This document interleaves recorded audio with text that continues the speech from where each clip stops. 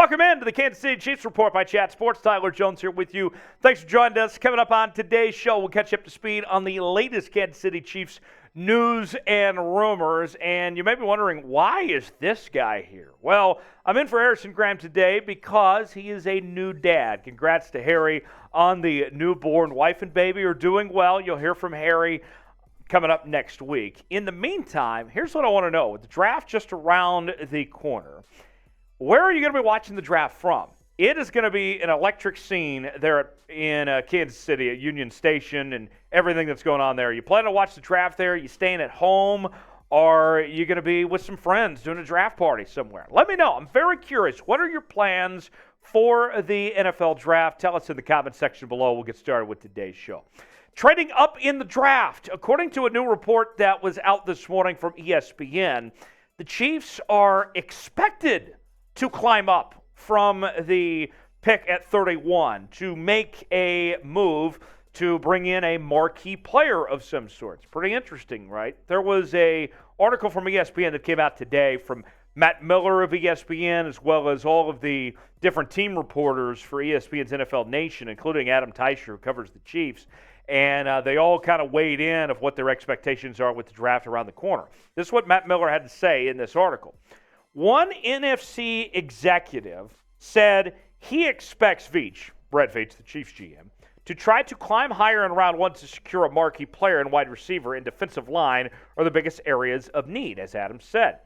Defensive tackle Mazi Smith from Michigan, wide receiver Quentin Johnston, and edge rusher King Felix himself from K-State are all likely to be available in the 20s. So some names to keep in mind potentially for the Kansas City Chiefs there. So with that, here's what I'm thinking as far as trading up goes.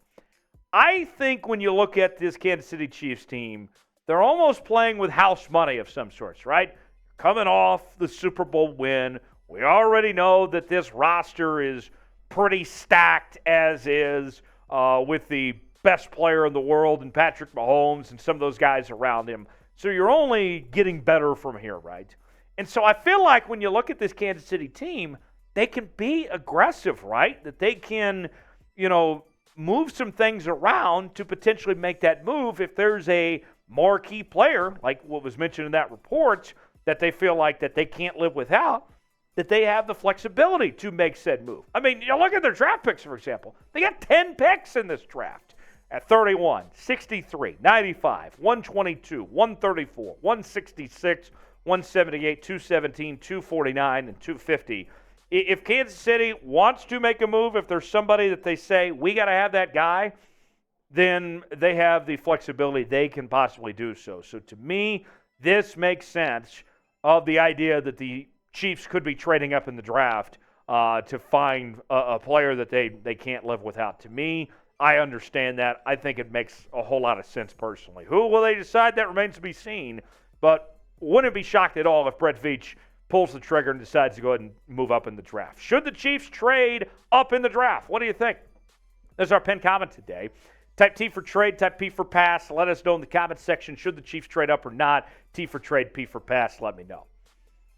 A new deal for Chris Jones. Could that be in the works? Well, we got an update from Sports Illustrated's Albert Breer on a new contract for Jones and said it's probably back-burned, that this isn't the priority for the Chiefs right now when it comes to Chris Jones in the latest update from Albert Breer. This is more what Breer had to say on this situation. I certainly wouldn't say it's no longer happening. I think this negotiation, like a lot of them, is probably back-burned until after the draft. I could still see the Chiefs adding a veteran receiver over the next couple of weeks, DeAndre Hopkins. And there could be an extra need or two to be addressed coming out of the draft. And all of that can affect how you structure a big deal like Jones promises to be. Jones is in a really good spot. The post-Frank Clark Chiefs need him. He's just 28 years old. He's better than defensive tackles that have gotten between $20 million and $25 million this offseason. I got some thoughts on this and what this means for Chris Jones in just a second before we do. We mentioned the draft and how incredible the draft is going to be in Kansas City with people flooding the city, and I got to tell you, it is just going to be incredible. And with the draft around the corner, you got to get one of these draft hats that are on sale now, whether it's the flat bill or the baseball cap version, whether it's in red or white. We got you covered either way. So when you go to the draft, you can be wearing the same exact draft hats that you're going to be seeing future members of the Kansas City Chiefs wear. And so when you're hanging around town and you're walking around with this hat and people look at you and say, man, isn't that the same hat I just saw that guy that got drafted wearing? And you say, yeah, it is. And you know where I got it? I got it at chatsports.com/Chiefs draft hats. You can get yours now while supplies last. Still have it in time for the draft as well. What are you waiting for? Get yours now, chatsports.com/Chiefs draft hats. So here's the thing when it comes to Chris Jones. As far as Chris Jones' side of things, he's in a pretty great spot himself. And he was very smart to limit his last contract to being a 4-year deal because now he's got an opportunity to get paid again. And we've seen that money go up quite a bit for his position in the value that he brings to the table, especially considering he's still playing at a really high level. And we saw him have his breakout in the playoffs this past year. You know, look at the money that he's set to make. Here's the situation for the Chiefs. Chris Jones is going to make just under $20 million this year in the final year of his contract. Cap space right now is about $4.54 billion. Remember, the Chiefs obviously still have to pay their rookies as well. And you look ahead to next year, though, then there's where the money starts to open up, where there's still a door open. The door hasn't closed on bringing, Chris Jones a new contract, extending his deal because of the money that's out there. $74.61 million is the projected cap for the Chiefs where things stand right now in 2024. You can work with that. You can find a way to pay Chris Jones and still keep him around if you want to. The decision that the Chiefs had to make when it comes to Chris Jones, it's not whether they can afford him or not. It's whether they want to or not at this point in his career with where he's at in his age, if they want to pay him to stick around for the long haul. We'll see. Should the Chiefs extend Chris Jones? Now that we know that he's not going to be cheap and the money that's out there, obviously he's a terrific talent, but the cost that comes with that and paying him compared to some other guys. We saw the Chiefs with the Tyreek Hill situation last year. What say you? Let me know in the comment section. Should the Chiefs extend Chris Jones or not? Y for yes, in for no. Tell me in the comment section below. One more player that we'll discuss when it comes to extensions that could be due, that is linebacker Willie Gay Jr. Now, Arrowhead Addict made the case for why Willie Gay Jr. needs to be extended, and I found this pretty interesting. Here's more what Arrowhead Addict had to say. Chiefs fans may not want to admit it, but the Kansas City defense works much better with linebacker Willie Gay Jr. on the field. If Veach wants a long-lasting linebacker duo, locking up Gay is the first step. Gay might not be as important to the Chiefs' defense as Jones or Snead, but he is a key player nonetheless. He has shown great potential in his previous seasons with the Chiefs, and his growth under Spagnuolo's guidance will be crucial to the team's success.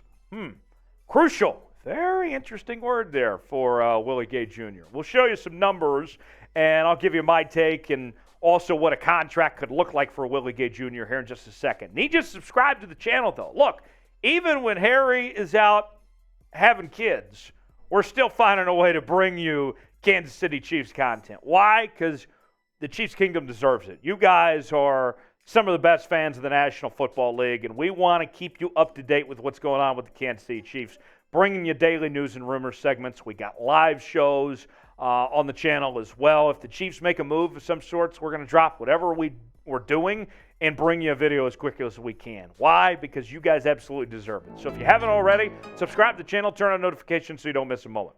Let's go to Willie Gay Jr.'s numbers now.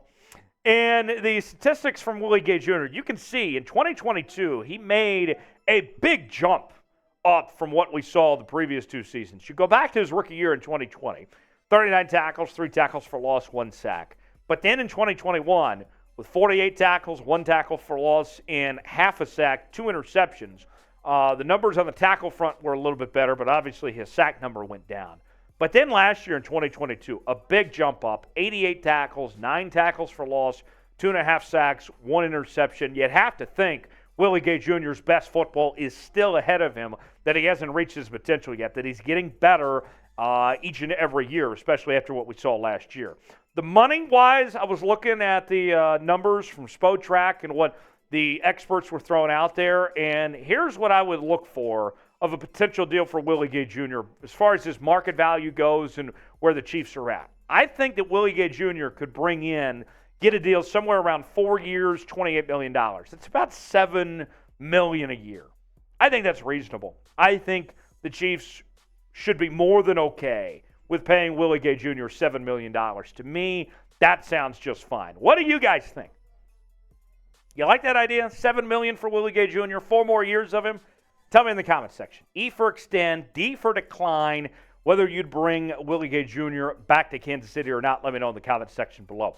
Hit me up on social media, Twitter and Instagram, at Tyler Jones Live, talking about your Kansas City Chiefs. Always a pleasure anytime I can hop on here and talk about the Chiefs with you guys. I'll see you next time here on the channel. Thanks for joining us.